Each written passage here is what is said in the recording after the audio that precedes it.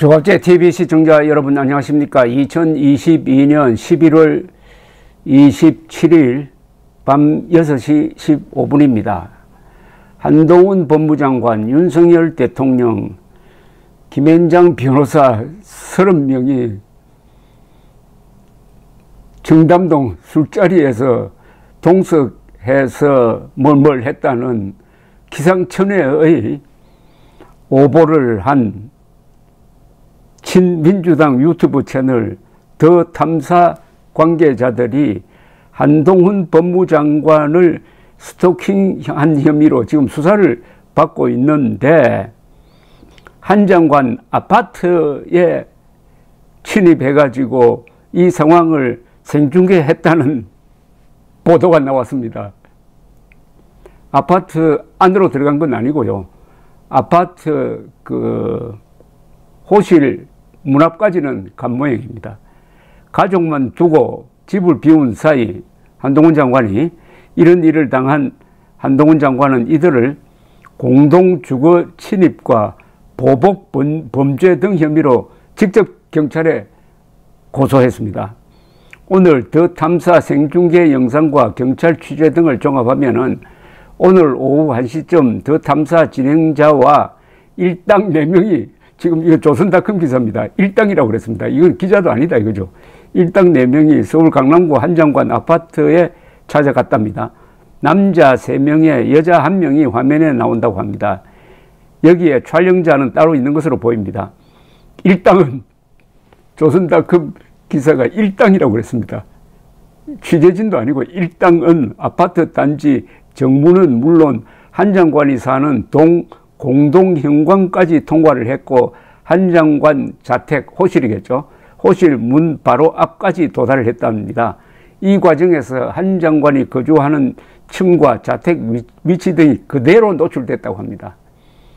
요거 2003년에 있었던 일이 생각납니다. MBC가 칼 858 김현희 씨를 가짜로 모는 분위기에 편성해가지고 김현희 씨가 숨어 살고 있는 아파트를 화면에 비춰주고 문을 두드린 적이 있습니다.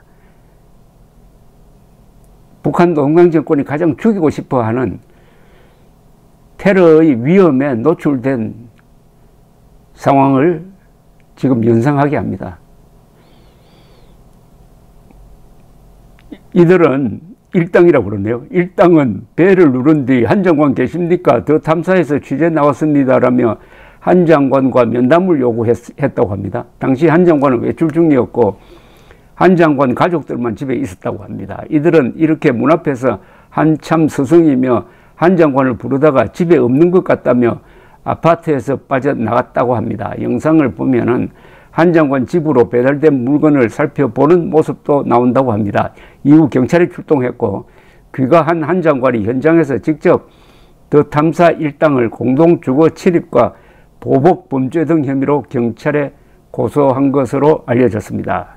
형법 319조 1항은 다른 사람의 주거에 침입한 경우에 3년 이하의 징역 또는 500만 원 이하의 벌금에 처한다라고 규정하고 있습니다.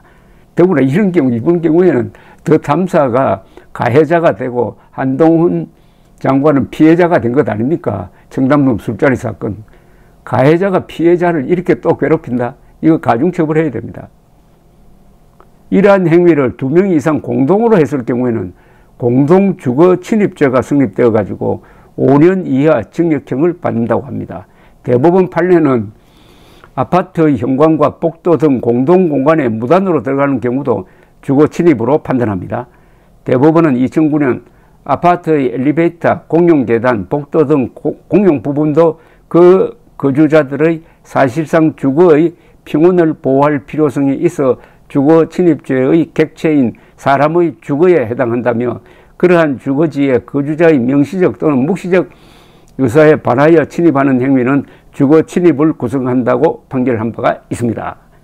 한 장관의 아파트를 빠져나온 더 탐사 측은 함께 차를 타고 수서경찰서로 향했다고 합니다.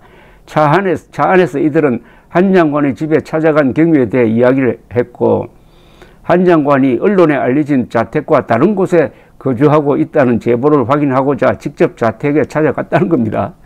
그러면서 자신들이 공동현관을 통과하지 못하고 있자 한 입주민이 열어주겠다고 비밀번호를 눌러주어 공동현관을 통과했다고 주장하면서 당시 상황을 상세히 설명을 했습니다.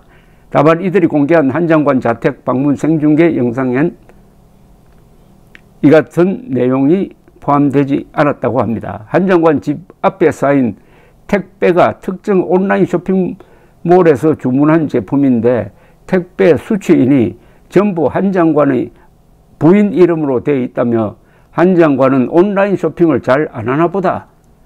한 장관은 주로 이름 없는 머플러 같은 걸 하던데 이것도 우리가 파보고 있다. 부인 이름으로 쇼핑을 할 수도 있다 등의 대화를 나눴다고 합니다. 한 장관이 아마 더 탐사 취재진이 집에 방문했다는 이야기를 알게 되면 가만히 있지 않을 것이다. 우리는 불법적인 방법으로 접근하지 않았다. 이번엔 고소나 신고에 신중을 기해달라고 경고하기도 했습니다. 법조계에서는 더 탐사 일당의 보복범죄 혐의도 성립할 가능성이 크다고 보고 있습니다. 왜냐하면 더 탐사는 지난 9월 한 장관 퇴근길을 한 달 가까이 스토킹한 혐의로 고소를 당해가지고 수사를 받는 중이기 때문입니다. 한편 더 탐사 측은 수서경찰서를 찾아간 모습도 생방송으로 내보냈다고 합니다. 뭐 이 정도로 하고, 이 방송이 김의겸 거짓말쟁이, 기자 출신의 거짓말쟁이 김의겸과 또 뭐 같은 통속이 돼 가지고 이것 가지고 또 국회에서 어떻게 또 질문을 하고 나올지 가관입니다. 이 뒤에 민주당 세력이 있으니까 이렇게 강 크게 하는 모양인데, 그래도 대한민국 법이 살아 있으니까 여기에 맞는 적절한 응징이 있을 것이라고 생각합니다. 그러나 국민들 여론조사를 하면은 잘한다, 더 탐사 속 시원하게 잘한다고 하는 사람이 한 30%는 넘지 않을까 하는 그런 생각이 듭니다. 당대표와 최고위원과 대변인이 돌아가면서 거짓말을 하고 있는 더불어민주당, 더불어 거짓말당, 입만 열면 거짓말하는 이 정당의 지지율이 32%나 되고, 이 정당에 대한 호감도가 국민의힘보다 높고 30%를 넘습니다. 우리 국민들의 30%는 선악 구분 능력에 문제가 있다는 거죠. 하나 위안이 된다면 그래도 한 70%는 분별력을 갖추고 있다고 봐야 될까요? 30%는 문제고 70%는 그래도 희망이 있다. 그러면 이런 대한민국은 아직도 희망이 있는 겁니까? 감사합니다.